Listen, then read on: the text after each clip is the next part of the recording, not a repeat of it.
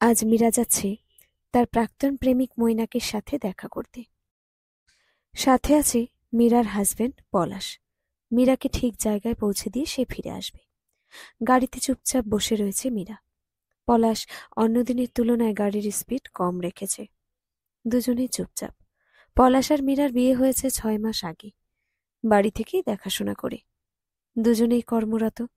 সেই সকালে দুজনে বেরিয়ে যায়, ফেরে সন্ধ্যায়। দুজনেই সংসারের কাজ মিলেমিশে করে নেয়। যে কোনো সিদ্ধান্ত নিজেরা কথা বলে নেয়। দুজনে দুজনের খেয়াল রাখে। এত কাছাকাছি থেকেও যেন এক অজানা দূরত্ব রয়ে গেছে, যা খুব ভালোভাবে পলাশ বুঝতে পারে। মীরার মধ্যে যেন এক জড়তা আছে, ভয় আছে। পলাশ বহুবার তা জানার চেষ্টা করেও ব্যর্থ হয়েছে।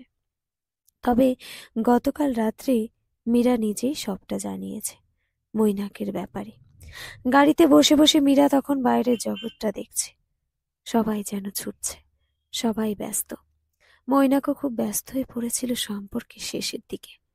সারাদিনের পর মীরা যখন ফোন করত, তখন বিরক্তি ভাব নিয়ে মৈনাক বলতো, ফোনটা রাখো তো, এখন পরে কথা বলছি। অথচ এই মৈনাকই একবার কথা বলার জন্য বাইক নিয়ে চলে আসতো মীরার কলেজের সামনে।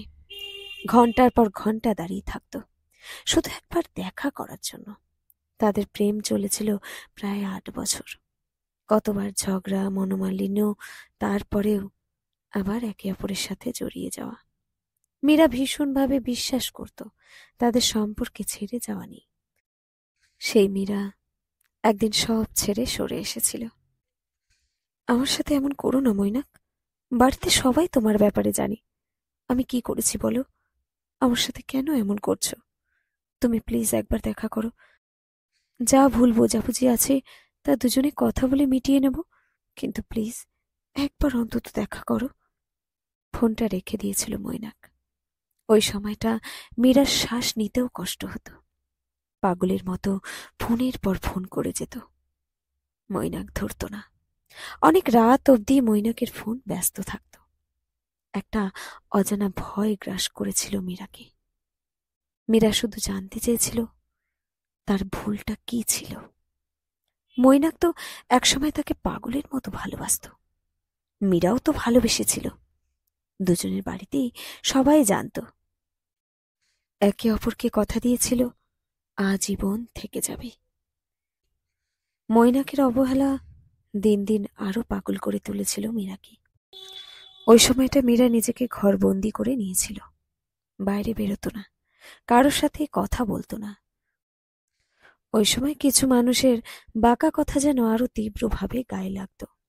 সেই সময় পরিবার ছাড়া কাউকে পাশে পায়নি সে। আরো কিছুদিন পর জানতে পারল মৈনাক বিয়ে করছে।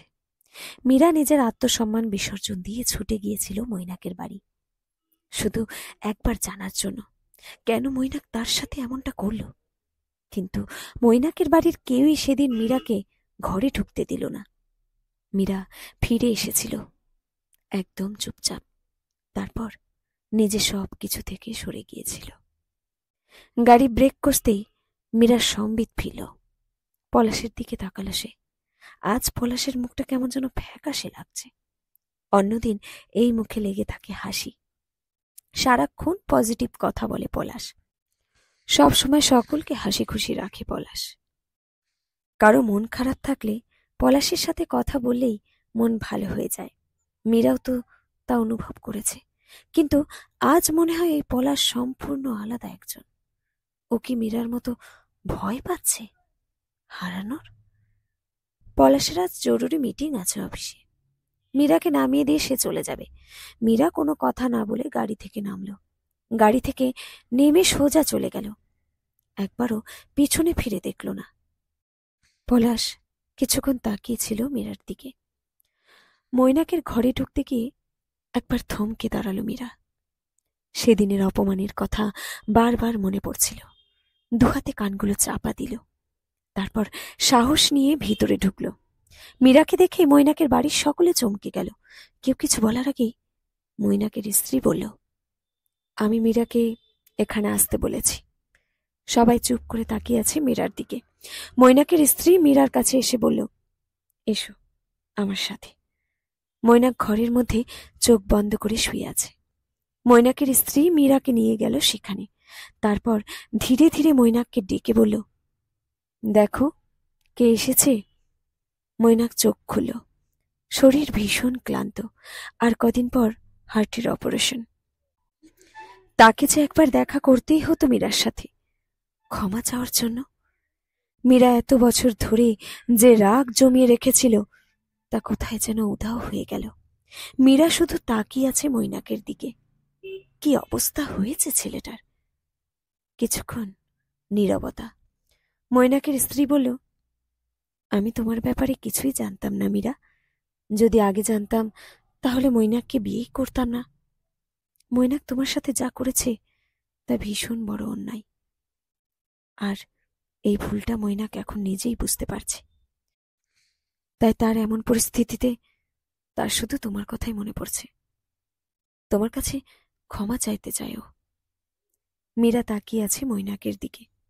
মৈনাক কথা বলার মতো অবস্থায় নেই। কোনো রকমে হাত দুটো ধীরে ধীরে বুকের কাছে নিয়ে এসে হাত জোর করতেই মীরা কাছে গিয়ে বসল। হাত দুটো ধরে বলল, আমার রাগ ছিল তোমার প্রতি, কিন্তু তোমাকে কোনোদিন অভিশাপে রাখিনি। আজ থেকে আর কোনো রাগ নেই তোমার প্রতি। তুমি সুস্থ হয়ে যাবে আবার আগের মতো। আমি ভীষণ সুখী পলাশকে পেয়ে। ও আমার খেয়াল রাখে, আমাকে ভীষণ ভালোবাসে। আমি তোমাকে ক্ষমা করে দিয়েছি মৈনাক। মনের মধ্যে আর কিছু রেখো না। তাড়াতাড়ি সুস্থ হয়ে যাও। মৈনাকের বাড়ি থেকে বেরিয়ে এলো মীরা। মনের মধ্যে এত বছর একটা ভার জমা ছিল, তা আজ আর নেই। বাবা বলতেন, মীরা, ক্ষমা করতে শিখে গেলে জীবন সুন্দর হয়ে যায়। সামনে গাড়িটা দাঁড়িয়ে আছে। মীরা আর কোনো কথা বলল না। গাড়িতে গিয়ে বসল। পলাশ দীর্ঘশ্বাসকে লুকিয়ে রাখল। দুজনে আবারও চুপ। মীরা সেই নীরবতা ভেঙে বলল, আজ না তোমার মিটিং ছিল জরুরি? পলাশ ধীরে ধীরে বলল, তার থেকেও জরুরি কিছু কাজ আছে এখন। চলো বাড়ি ফেরা যাক।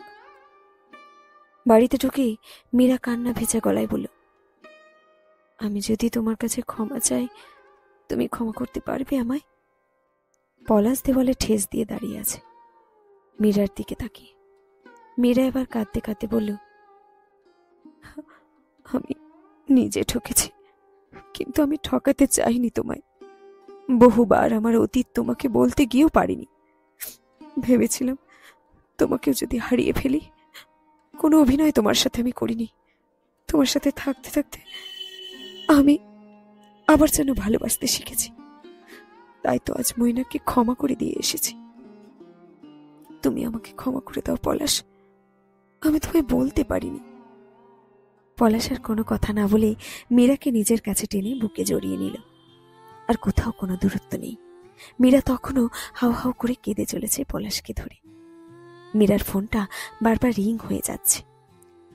পলাশ ফোনটা ধরতেই ওপাশ থেকে একজন মহিলা কণ্ঠ বলল, ধন্যবাদ মীরা, একবার মৈনাকের সাথে দেখা করার জন্য। ও আগের থেকে একটু সুস্থ। ডাক্তার বলেছেন আগামীকাল তার অপারেশন করা যাবে। পলাশ ধীরে ধীরে বলল, মীরা, ঘুম থেকে উঠলে আমি জানিয়ে দেব। আর কোনো কিছু দরকার হলে আপনি নিশ্চয়ই জানাবেন। আমি মীরার হাজবেন্ড। ফোনটা রাখার পর পলাশ দেখল মীরা তখনও পলাশের হাতে মাথা রেখে নিশ্চিন্তে ঘুমাচ্ছে। পলাশ চাদরটা টেনে মীরাকে ভালো করে ঢাকা দিয়ে তার বুকের মধ্যে জড়িয়ে রাখল। শেষ হলো আজকের ছোট গল্প প্রাক্তনকে ক্ষমা। কলমে মৌসুমী হাজরা।